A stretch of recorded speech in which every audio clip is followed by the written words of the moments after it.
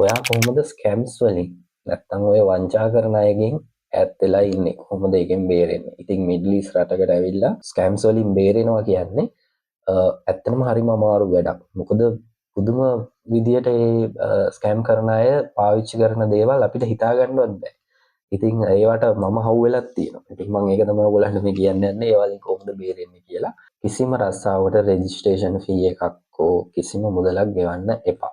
මං කියන්නේ මේ ප්‍රොෆෙෂනල් රස්සාවට යන කෙනෙක් නම් ඔයා ඒක ගෙවන්න එපා. ඔයා කම්පැනි එකට යන්න කලින් ඒ කම්පැනි එක ගැන තනිකර ප්‍රොෆයිල් එක ඔයා රීඩ් කරන්න. ඔයා Facebook වල සෝෂල් මීඩියා වල පුළුවන් තරම් බලන්න, ඒකනම් වෙබ්සයිට්ස් වලට ගිහිල්ලා බලන්න. ඒවා ගැන ඔයා දැනගන්න.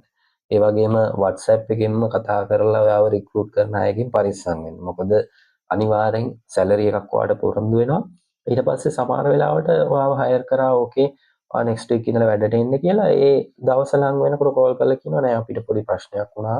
මැනේජ්මන්ට් එකෙන් ඩිසයිඩ් කරා ඔයාට රියල් 200ක් දෙනවා කිව්වා. අපිට දැන් දෙන්න වෙන්නේ රියල් 180යි කියලා. ඒ වගේත් කරන අය ඉන්නවා කොන්ට්‍රැක්ට් සයින් කරායින් පස්සේ.